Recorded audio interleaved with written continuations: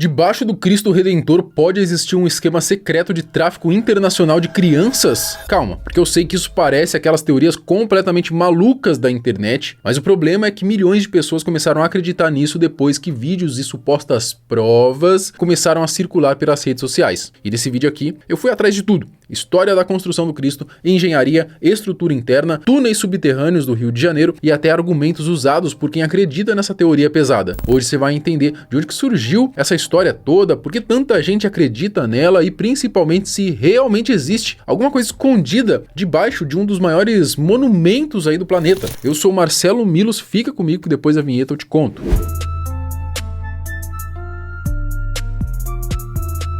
Já estou com o meu chapéu de alumínio e quando eu coloco ele, vocês estão ligados que vem teoria da conspiração, tá? A gente vai falar sobre isso no vídeo de hoje, tá? E assim, tem duas coisas que a internet ama. É primeiro uma boa fofoca e segundo uma boa teoria da conspiração para entreter as pessoas. E já faz alguns anos que essa história circula pela internet e é contada aí por muita gente pelo país. Só que nos últimos meses ela ganhou ainda mais força depois que algumas supostas confirmações, de que teriam dado aí mais credibilidade então para tudo isso. Segundo essa teoria maligna, o Cristo Redentor, uma das 7 maravilhas do mundo moderno e monumento mais famoso do Brasil, esconderia um segredo sombrio e extremamente pesado. De acordo com essa história, o Cristo Redentor teria túneis secretos usados simplesmente para o tráfico internacional de crianças. É mole? E esses túneis seriam fundamentais para que criminosos conseguissem executar este tipo de crime bárbaro sem chamar a atenção. O segredo sombrio. Bom, antes de tudo, a gente precisa falar um pouquinho sobre essa obra-prima, que é a estátua mais famosa do Brasil. O Cristo Redentor é uma construção de concreto armado e, até hoje, a maior estátua em Art Deco do mundo, com 38 metros de altura, contando o pedestal. Como vocês devem imaginar, erguer aquela obra gigantesca a 710 metros de altitude era um desafio absurdo. Por isso, a construção do monumento aconteceu entre 1926 e 1931, embora a ideia já existisse muitos anos antes. O principal responsável pela obra foi o engenheiro brasileiro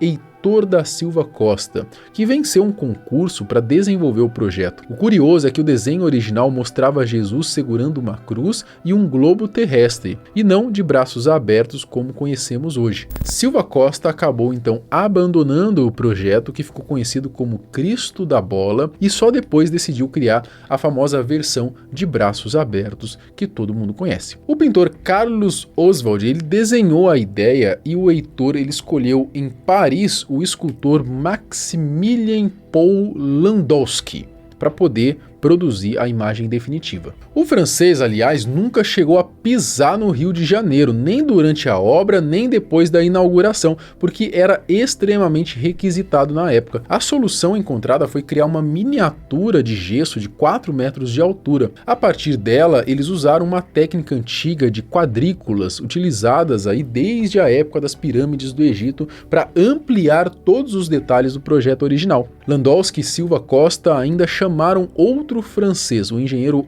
Albert Cacot, responsável pelos cálculos estruturais do monumento. As partes mais detalhadas, como cabeça e mãos, foram feitas em tamanho real ainda na França. Depois, tudo isso foi dividido em dezenas de peças e enviado ao Brasil em caixas, como se fosse um gigantesco quebra-cabeça. E lá, no alto, construir aquilo também não era simples, tá? Todos os materiais e operários subiam o morro através do trem do Corcovado, enquanto a estrutura era montada em concreto armado, sem usar praticamente nenhum tijolo. Além disso, o Cristo é oco por dentro, quase como um prédio, e foi revestido com milhões de pequenos pedaços de pedra-sabão colados manualmente por voluntárias. E o mais impressionante é que, apesar dos riscos gigantescos, a construção não registrou nenhuma morte. Aparentemente, a obra foi muito bem organizada, nem parece que foi algo feito no Brasil, não é? Esses são só alguns detalhes desse monumento que, gostando ou não, é realmente bonito. Deve ser até emocionante ver aquilo lá de cima pessoalmente. Diferente de muitos outros monumentos espalhados pelo mundo que celebram guerras ou poder político, o Cristo de braços abertos sempre transmitiu uma ideia de paz, de acolhimento e boas-vindas. Não à toa que em 2007 o Cristo Redentor foi eleito uma das novas 7 maravilhas do mundo moderno, consolidando ainda mais a sua fama mundial. Só que apesar de toda essa grandiosidade, existe uma teoria envolvendo o monumento que passa muito longe de ser bonita quanto à sua arquitetura. E essa é daquelas histórias que a gente torce muito para que seja só invenção da internet. Porém, tem muita gente que acredita que seja real. Segundo essa teoria, existiriam passagens secretas no subsolo do Cristo Redentor que se estenderiam por quilômetros até a zona portuária do Rio de Janeiro. E seria justamente ali que criminosos despachariam seus ativos para países como Estados Unidos e alguns lugares da Europa. E essas supostas mercadorias, entre aspas, seriam nada menos do que crianças. No Brasil, nesse decorrer de 2026, não chega a 2028, tem alguma coisa dentro do Cristo Redentor que vai ser revelado ao mundo. Isso vai causar uma grande polêmica e muita gente vai entender o desaparecimento de muita criança. Meu Deus! De muitos adolescentes que jamais foram encontrados. Resposta para aquela criança que desapareceu no Rio de Janeiro, onde todos bateram palma, que tem isso de bater palma, né, quando a criança some. A resposta está lá no Cristo Redentor e vai ser encontrado lá dentro um túnel que dá acesso a muita coisa não boa. Eu espero que a minha vida não seja ceifada com essa revelação, mas foi lá que me levaram energeticamente.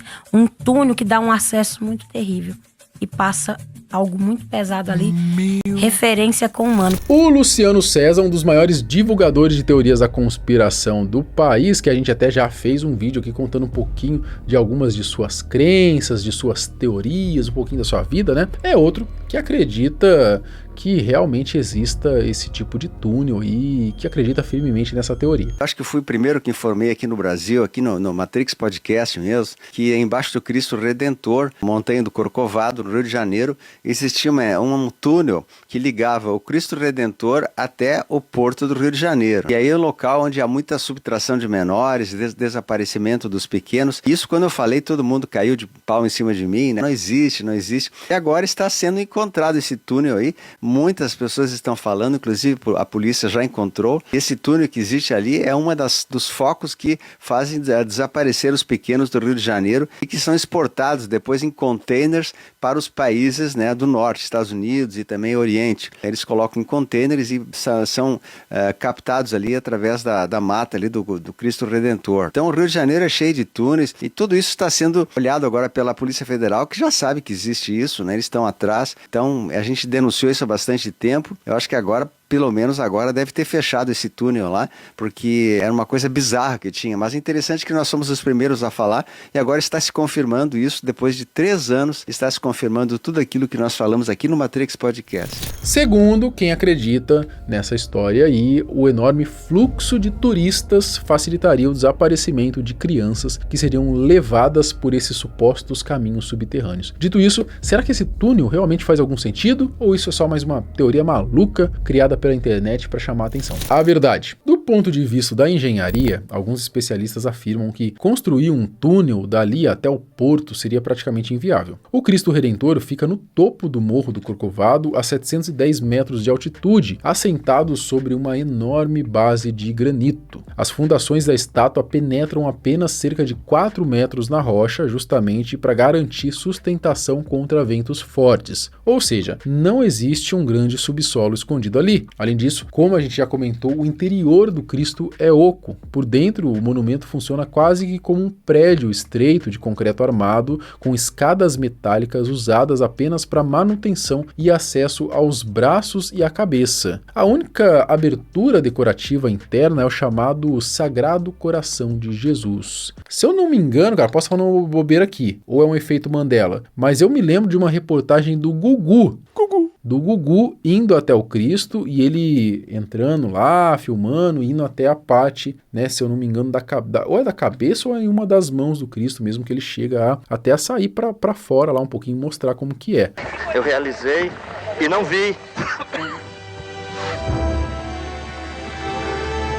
Eu não estava com medo, Glorinha. Com toda sinceridade, eu não estava com medo. As pessoas... Você não teve medo, não? Olha, eu confesso que aqui de baixo me deu medo por você, Renato. Em momento nenhum eu tive medo, Glorinha. Muito legal, por sinal, viu? Bom, fora isso, o Porto do Rio de Janeiro ele fica a mais de 8 quilômetros de distância do Corcovado em linha reta. E cavar um túnel clandestino desse tamanho no meio da rocha exigiria um maquinário bem pesado, anos de obra barulhenta, bilhões investidos. É basicamente impossível esconder um negócio desse tamanho, tá? Então fica um pouquinho, sei lá, um pouquinho difícil, né? Um pouquinho complicado acreditar nessa teoria. Inclusive, se você pesquisar Túnel do Cristo Redentor na internet, você vai descobrir que ele realmente existe. Só que não tem nada a ver com o nosso Cristo do Rio de Janeiro, tá? Na verdade, esse túnel é uma rodovia de quase 3 quilômetros localizado na Cordilheira dos Andes, ligando a Argentina e Chile. Outra coisa é que o centro do Rio de Janeiro realmente possui galerias e túneis subterrâneos antigos, construídos ainda no século XIX para escoamento de água, esgoto e antigos depósitos alfandegários. Porém, nenhum deles possui qualquer ligação com o Parque Nacional da Tijuca ou com Corcovado, onde fica o Cristo Redentor. Então, juntando a geologia do morro, o Corcovado, a estrutura e fundação do monumento, além da fiscalização constante que existe ali, dá para dizer que quase, sei lá, com 99% de certeza que não existe nenhum túnel ali embaixo do Cristo Redentor. Então qualquer história sobre passagens subterrâneas secretas naquele local é basicamente uma lenda urbana que circula pela internet, tá? Mas como nós aqui não somos o chapéu, nós trazemos para você a parte chata da história, que é a parte que basicamente a gente dá um banho de água fria para quem fica acreditando em tudo isso que rola na internet, tá? Talvez eu seja até um otário, porque se eu só ficasse alimentando a teoria sem explicar o porquê dela ser inviável, provavelmente esse vídeo pegaria muito mais visualizações, não é? Mas fazer o quê, né? Eu prefiro manter o meu ceticismo. Mas e você, se acredita que possa haver mesmo um túnel secreto embaixo do Cristo Redentor e que eu sou um alienado do sistema e você fugiu da Matrix? Será? Pode ser também. Comenta aqui embaixo o que você acha. Até o próximo vídeo. Tchau.